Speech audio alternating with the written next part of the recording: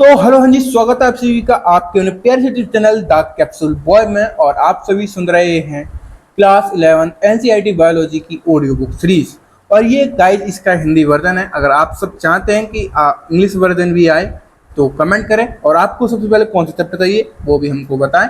हम जल्दी से जल्दी कोशिश करेंगे आप तक ये चीज़ें डिलीवर करने के लिए। और हमारे चैनल को जरूर से सब्सक्राइब कर लें ताकि सारे नोटिफिकेशन आप तक पहुँचते रहें।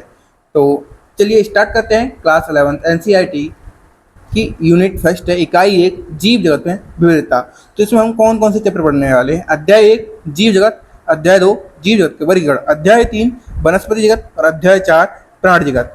इकाई 1 जीव जगत में विविधता स्टार्ट करने से पहले आप सभी ये जान लो कि ये जो हमारी एनसीईआरटी ऑडियो बुक सीरीज है ये आपके लिए बहुत इंपॉर्टेंट क्यों है। आप ऑटो में जा रहे हैं या बस में ट्रैवल कर रहे हैं, कहीं भी आ जा रहे हैं, तो इसको आप यूज़ कर सकते हैं, जिससे आपका चैप्टर भी रिवीजन हो जाएगा और आपका ट्रैवल भी मंगलमय हो जाएगा। ठीक है गाइस, तो स्टार्ट करते हैं। इकाई 1 जीव जगत में विविधता।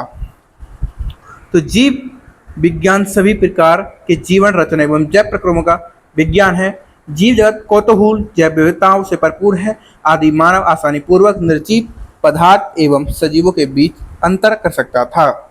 आदि मानव ने कुछ एक निर्जीव पदार्थों जैसे वायु, समुद्र, आग आदि तथा कुछ सजीव प्राणियों एवं पौधों में भेद किया था। इन सभी प्रकार के जीवित एवं जीवहीन स्वरूप में उन्होंने जो सर्वसामान्य विशिष्टताएं पाई वे उनके द्वारा भय या दूर भागने के भाव पर आधारित थी। सजीवों का वर्णन, जिसमें मानव भी शामिल था, मानव इतिहास में काफी बाद में प्रारंभ हुआ, जो समाज जीव विज्ञान की दृष्टि से मनोद्भव विज्ञान में संलग्न थे। वे जैव वैज्ञानिक ज्ञान में सीमित प्रगति दर्ज कर सके। जीव स्वरूप के वर्ग की विज्ञान एवं स्मारकीय विवरण ने विस्तृत पहचान प्रणाली, नाम पद्धति तथा वर्गीकरण पद्धति की आवश्यकता प्रदान की। इस प्रकार के अध्ययनों का सबसे बड़ा प्रचक्र सजीवों द्वारा ऊर्ध्वाधर एवं क्षैतिज दोनों ही समानताओं की भागीदारी को मान्यता देना था। वर्तमान के सभी जीवों के परस्पर संबंध और साथ ही पृथ्वी पर आदिकाल वाले सभी जीव के साथ अनेक संवादों का रहस्य उद्घाटन मानवीय अहंकार और जैव विविधता के संरक्षण के लिए एक सांस्कृतिक आंदोलन के कारण थे। इस इकाई के अनुगामी अध्यायों में जब आप वर्गीकरण परिप्रेक्ष्य, वैज्ञानिक प्राणियों एवं पादपों के वर्गीकरण सहित वर्णन के बारे में पढ़ेंगे।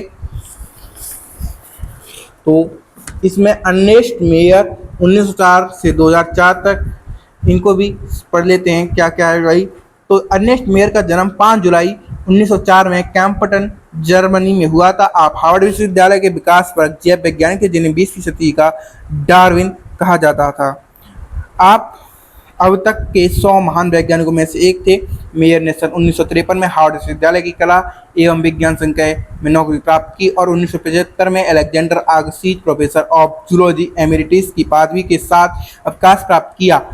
आपने 80 सालों के कार्य जीवन में आपका पक्षी विज्ञान, वर्गीकरण विज्ञान, प्राणी भूगोल, विकास वर्गीकी तथा जीव विज्ञान के इतिहास एवं दर्शन आदि पर अनुसंधान केंद्रित रहा। आपने लगभग अकेले ही विकासित जीव विज्ञान के केंद्रीय प्रशासन जाति विविधता की उत्पत्ति को खड़ा किया, जो कि आज सच है। इसके साथ ही आपने हाल ही में स्वीकृत जीव वैज्ञानिक जाति वर्गीकी की परिभाषा की अगुवाई की। मेयर को 3 पुरस्कार दिए गए, जिन्हें व्यापक तौर पर जीव विज्ञान के 3 ताजों की संज्ञा दी जाती है। 1983 में बॉल-जॉइन प्राइज, 1998 में जीव विज्ञान के लिए इंटरनेशनल प्राइज और 1999 में क्राइफूड प्राइज। मेयर 100 वर्ष की आयु में 2004 में स्वर्गवासी हो गए।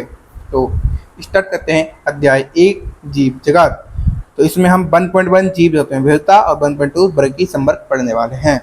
तो जीव जगत कैसा निराला है। जीवों के विस्तार प्रकारों की श्रृंखला विस्मयकारी है। असाधारण वासस्थान, चाहे वे ठंडे पर्वत, पर्णपाती वन, महासागर, अलवड़ीय मीठा जलीय झीलें, मरुस्थल अथवा गर्म झरनों जिनमें जीव रहते हैं, वे हमें आश्चर्यचकित कर देते हैं। सरपट दौड़ते घोड़े, प्रवासी पक्षियों, घाटियों में खिलते फूल अथवा आक्रमणकारी साग की सुंदरता विस्मय तथा चमत्कार का आह्वान करती है। पारिस्थितिक विरोध तथा समष्टि के सदस्यों तथा समष्टि और समुदाय में सहयोग अथवा यहाँ तक कि कोशिका में आणविक गतिविधि से पता चलता है कि वास्तव में जीवन क्या है। इस प्रश्न में 2 निर्विवाद प्रश्न है। पहला तकनीकी है, जो जीव तथा निर्जीव क्या है इस उत्तर खोजने का प्रयत्न करता है, तथा दूसरा प्रश्न दार्शनिक है, जो यह जानने का प्रयत्न करता है कि जीवन का उद्देश्य क्या है।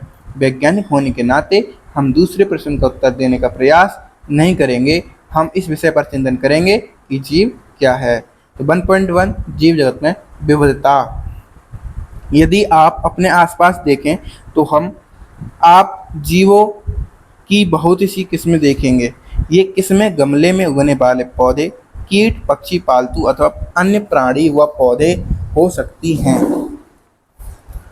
बहुत से ऐसे जीव भी होते हैं जिन्हें आप आंखों की सहायता से नहीं देख सकते, लेकिन आपके आसपास ही हैं।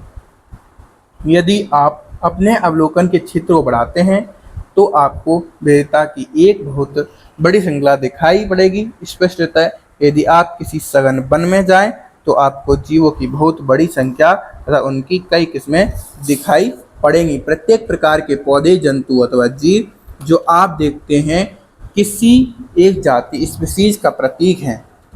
अब तक ज्ञात तथा वर्णित स्पीशीज की संख्या लगभग 1.7 मिलियन से लेकर 1.8 मिलियन तक हो सकती है। हम इसे जैव विविधता अथवा पृथ्वी पर स्थित जीवों की संख्या तथा प्रकार कहते हैं। हमें यह स्मरण रखना चाहिए कि जैसे जैसे हम नए तथा यहाँ तक कि पुराने क्षेत्रों की खोज करते हैं, हमें नए नए जीवों का पता लगता रहता है।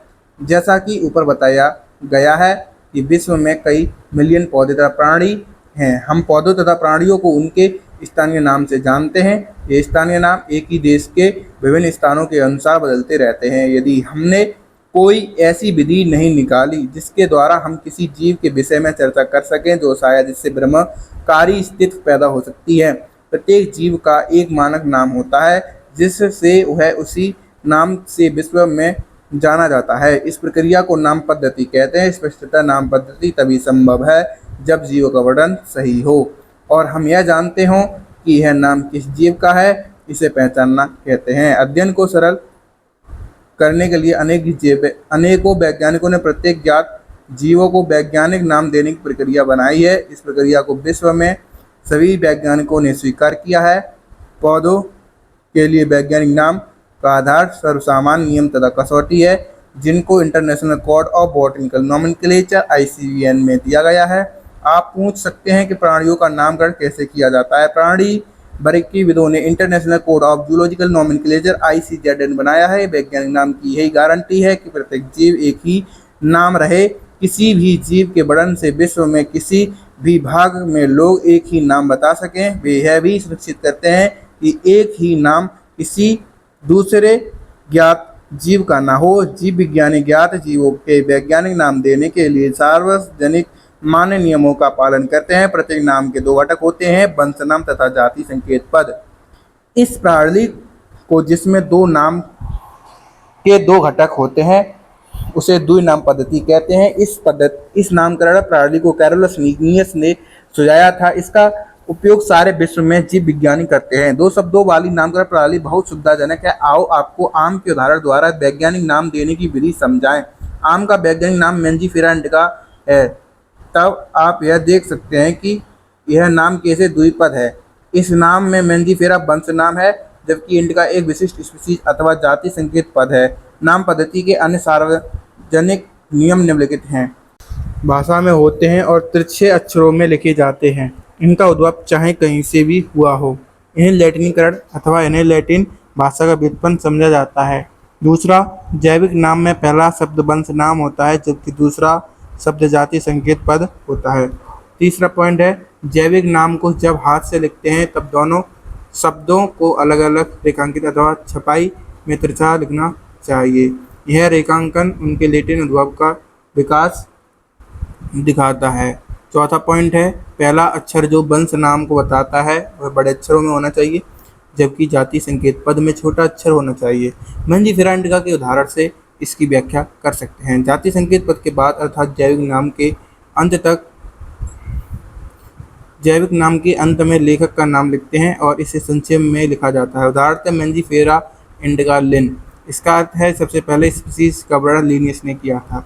यद्यपि सभी जीवों का अध्ययन करना लगभग असंभव है, इसीलिए ऐसी युक्ति बनाने की आवश्यकता है जो इसे संभव कर सके। इस प्रक्रिया को परीक्षण कहते हैं। परीक्षण यह प्रक्रिया है जिसमें कुछ सरलता से दृश्य गुणों के आधार पर सुविधाजनक वर्ग में वर्गीकृत किया जा सके। उदाहरण के लिए हम पौधों अथवा प्राणियों और कुत्ता और बिल्ली अथवा कीट को सरलता से पहचान लेते हैं। जैसे ही हम इन शब्दों का उपयोग करते हैं उसी समय हमारे मस्तिष्क में इन जीवों के ऐसे कुछ गुण आ जाते हैं जिससे उसका उस वर्ग से संबंध होता है। जब आप कुत्ते के विषय में सोचते हो तो आपके मस्तिष्क में यह प्रतिबिंब बनता है। स्पष्टतः आप कुत्ते को ही देखेंगे, ना कि बिल्ली को। आप यदि एलिसेशियन के विषय में सोचें तो हमें पता लगता है कि हम किसके विषय में चर्चा कर रहे हैं। इसी प्रकार मान लो हम स्तनधारी कहना है, जो आप ऐसे जंतु के विषय में सोचेंगे जिसके बाह्य कान और शरीर पर बाल होते हैं। इसी प्रकार पौधों में यदि हम गेहूं के विषय में चर्चा करें तो हमारे मस्तिष्क में गेहूं का पौधा आ जाएगा। इसीलिए कुत्ता, बिल्ली, स्तनधारी, गेहूं, चावल, पौधे, जंतु आदि सुविधाजनक वर्ग हैं जिनका उपयोग हम पढ़ने में करते हैं। इन वर्गों की वैज्ञानिक शब्दावली टैक्सा है। यहाँ आपको स्वीकार करना चाहिए कि टैक्सा विभिन्न स्तर पर सही वर्गों में बता सकता है। पौधे भी एक टैक्सा हैं। गेहूं भी एक विभिन्न स्तर पर सही वर्गों को बता सकता है। पौधे भी एक टैक्सा है, गेहूं भी एक टैक्सा है। इसी प्रकार जंतु, स्तनधारी, कुत्ता, ये सभी टैक्सा हैं। लेकिन क्या आप जानते हैं कि कुत्ता एक स्तनधारी और स्तनधारी प्राणी है? इसीलिए प्राणी, स्तनधारी तथा कुत्ता विभिन्न स्तरों पर टैक्सा को बताता है। इसीलिए गुणों के आधार पर सभी जीवों को विभिन्न टैक्सा में वर्गीकृत कर सकते हैं।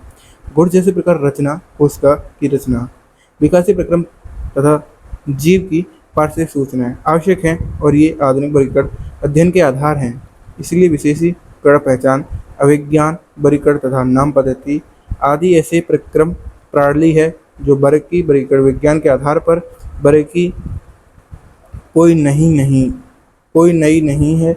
मानव सदैव विभिन्न प्रकार के जीवों के विषय में अधिकाधिक जानने का प्रयत्न करता रहा है, विशेष रूप से उनके विषय में जो उनके लिए अधिक उपयोगी थे। आदि मानव को अपनी मूलभूत आवश्यकताओं जैसे भोजन, कपड़े तथा आश्रय के लिए नए नए स्रोत खोजने पड़ते थे। इसीलिए विभिन्न जीवों के वर्गीकरण का आधार उपयोग पर आधारित था। काफ़ी समय से मानव विभिन्न प्रकार के जीवों के विषय में जानने और उनकी विविधता सहित उनके संबंधों में रुचि लेता रहा। अध्ययन की इस शाखा को वर्गीकरण पद्धति सिस्टेमेटिक्स कहते हैं। सिस्टेमेटिक्स शब्द लैटिन शब्द सिस्टेमा से आया, जिसका अर्थ है जीवों की नियमित व्यवस्था। लिनियस ने अपनी पब्लिकेशन का टाइटल सिस्टेमा नेचर चुना। वर्गीकरण पद्धति में पहचान, नाम पद्धति तथा वर्गीकरण को शामिल करके इसके क्षेत्र को बढ़ा दिया। वर्गीकरण पद्धति में जीवों के विकासीय संबंध का भी ध्यान रखा है।